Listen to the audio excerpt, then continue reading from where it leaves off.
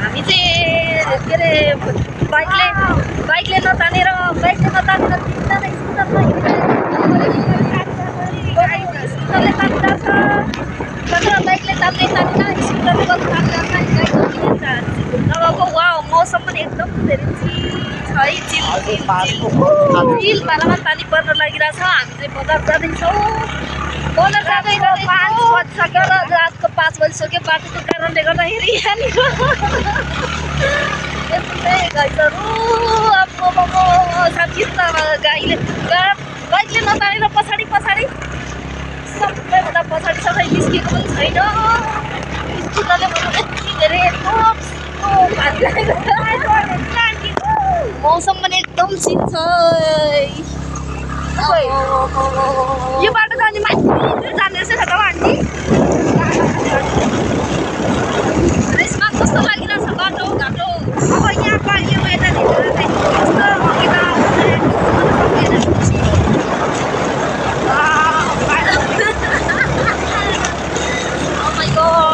अब पञ्चमी बजार आइपुग्यौँ।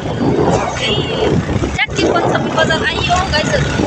पञ्चमी बजार तर एकदम उसो पनि रहेछ, पानी पनि परिरहेछ गाइजहरू। आम्मामा लु बाटो पनि नदेखिने अवस्था छ गाइजहरू। त्यसले गर्दाखेरि टाउकोमा साइड झर्नु पनि सक्छ त्यो।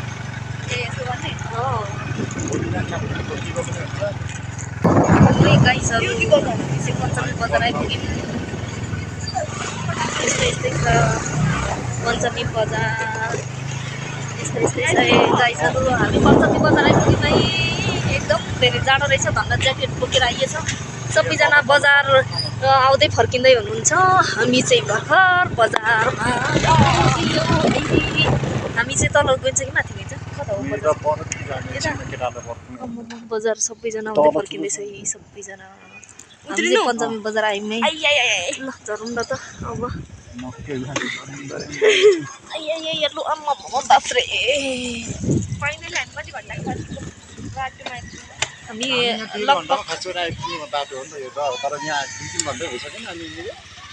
हामी हिँडेको त 3 घन्टा आदि भयो यहाँ आइपुग्नलाई। तर यति धेरै गाह्रो भयो कि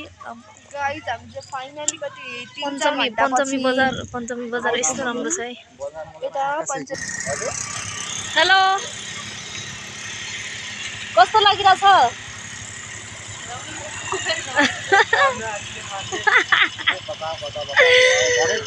ओइ बजार पुग्न त अझै 20 मिनट अरे त यहाँबाट पनि। पिच छ यस्तै होला नि। अब बाटो यस्तै हो कि पिच छ थाहा छैन तर यस्तै चाहिँ अरे बाटो। ठिकै छ खत्रै छ बाटो होइन। जानुपर्छ बिस्तारै। बस्ने कुरा हुँदैछ। अब बसिएछ भने चाहिँ भोलि मात्रै जानुपर्ने कुरा हुँदैछ है साथी हो। आयो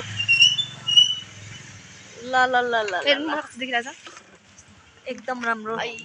कस्तो लागिरहेछ? मौसम चिल छ नि। मौसम देखेर चाहिँ अलिक आएको जस्तो भयो मलाई।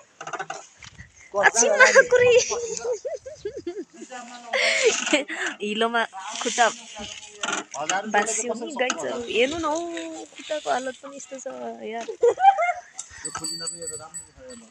बजार एकदम राम्रो रहेछ तर म फर्स्ट टाइम आएको।